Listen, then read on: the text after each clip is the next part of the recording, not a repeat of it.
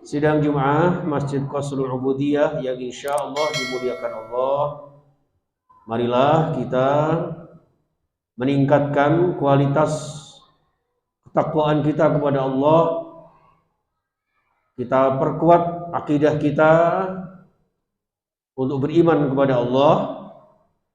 Kita perbanyak amal-amal ibadah, amal soleh kita semata-mata meraih ridha Allah, serta meningkatkan kualitas akhlakul karimah baik di hadapan Allah maupun di hadapan sesama hamba Allah.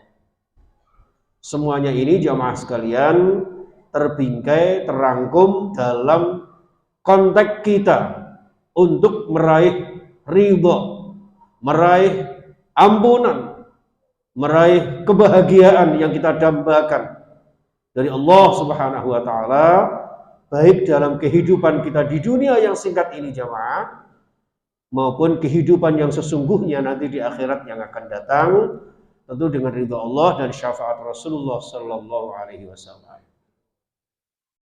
Jamaah sekalian rahimakumullah, karena hidup ini sebuah perjalanan jamaah.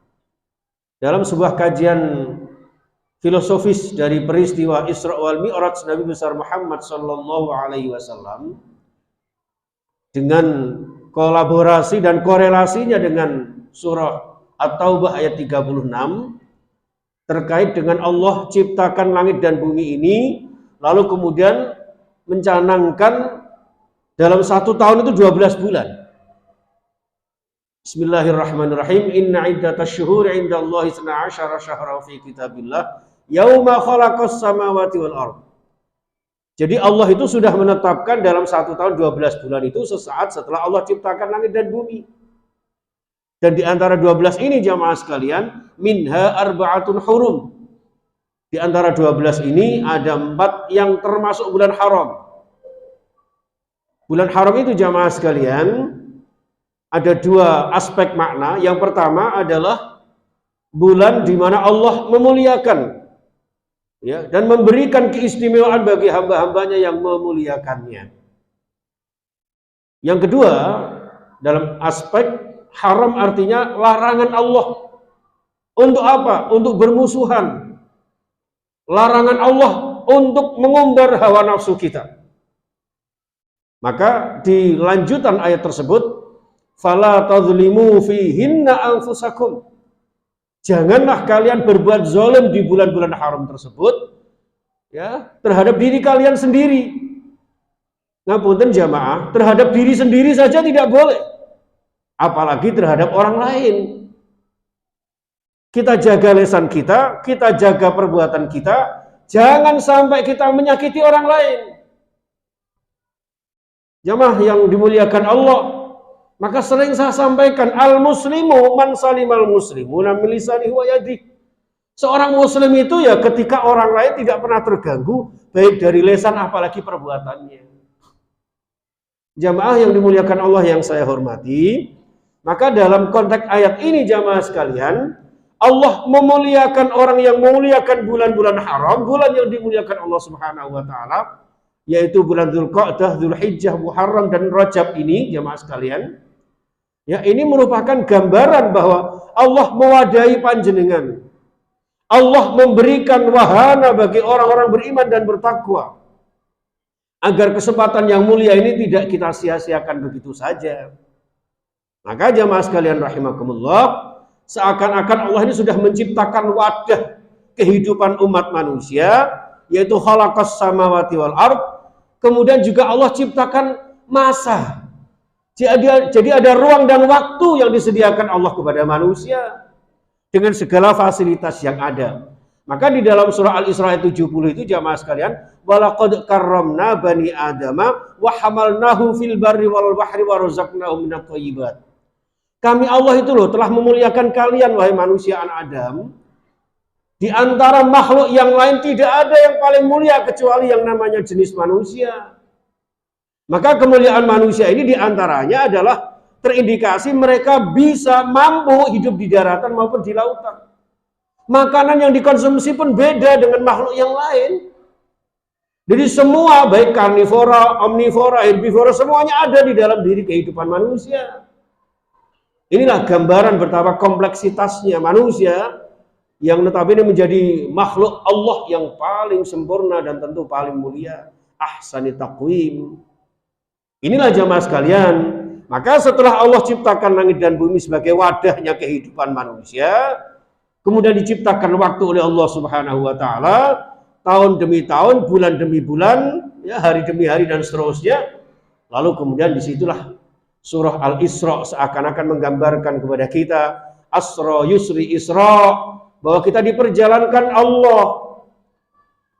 Subhanalladzi asra bi'abdihi lailan minal masjidil haram ilal masjidil aqsa. Jadi Allah ciptakan kita manusia yang paling sempurna ini diawali dengan kalimat tasbih, dengan kemahasucian Allah, jamaah. Jadi tidak main-main. Maka laqad khalaqnal insana fi ahsani taqwim ini diawali dengan satu kaidah pakemnya Allah, dengan tasbihnya Allah, dengan kemahasucian Allah Subhanahu wa taala. Sehingga terkenalah manusia ini sebagai makhluk yang fitrah. Kullu mauludin yuladu alal fitrah. Itu jamaah sekalian rahimakumullah. Maka dengan demikian Allah memperjalankan manusia. Jadi secara filosofis ini bukan tinjauan sejarah semata-mata jamaah sekalian, tapi tinjauan dari segi hakikat kenapa Allah Isra Mi'rajkan. Bukankah Allah cukup memberikan perintah sholat itu kepada Muhammad? Bukankah Allah cukup dengan memberikan syariat-syariat kepada Rasulullah SAW serta seluruh umat? Kenapa Allah harus panggil ke hadapannya dengan perintah Isra wal Mi'raj ini jamaah sekalian? Disinilah tinjauan filosofisnya bahwa Asra Yusri Allah memperjalankan manusia dengan simbol Rasulullah Muhammad SAW, seorang nama, sebuah nama yang indah Muhammad. Jadilah manusia yang indah, manusia yang terpuji. Bagaimana cara terpujinya? Yaitu mengikuti tatanan dan tuntunan serta aturan Allah Subhanahu wa taala, asra bi abdihi, sebagai seorang hambanya. Jadi kalau kita ingin diperjalankan Allah dengan kemuliaan-kemuliaan Allah, dengan segala ridha Allah, maka berjalanlah sesuai dengan koridor sebagai seorang hamba Allah yang kemudian akan dimuliakan Allah Subhanahu wa taala. Makanya Isra Mi'raj itu bukan dari pasar atau dari tempat tertentu, melainkan dari masjid ke masjid. Minal Masjidil Haram ilal Masjidil Aqsa. Keduanya ini tempat yang suci jamaah sekalian. Jadi kalau kita ingin hidupnya bahagia, hidupnya mulia dengan kesucian ketakwaan kita, maka ikutilah aturan-aturan Allah Subhanahu wa taala. Disinilah jamaah sekalian, maka lailam minal masjidil haram ilal masjidil aqsa. Nah, yang menjadi pertanyaan berikut, kenapa di malam hari? Bukankah Allah juga maha berkehendak seandainya Allah berkehendak di siang hari? Ini juga menggambarkan jamaah sekalian, untuk menjadi hamba Allah yang mulia itu jamaah, marilah kita senantiasa bertaqarrub, tawadhu, takhasyuk, tabarruk kepada Allah. Dan itu tentu ada waktu-waktu tertentu. Dan ini ternyata selaras dengan firman Allah Subhanahu wa taala, ya, qumil laila illa qalila, bangkit di waktu malam. Ya ayyuhal muddatsir qum fa'anzir. Wahai orang yang berselimut, wahai orang yang banyak tidur, malam hari bangun. Ini jamaah sekalian. Apalagi dengan firman Allah Subhanahu wa taala, wa minal laili fatahajjad bihi nafilatan lak asa ayyab'asaka rabbuka maqaman mahmuda. Loh jamaah.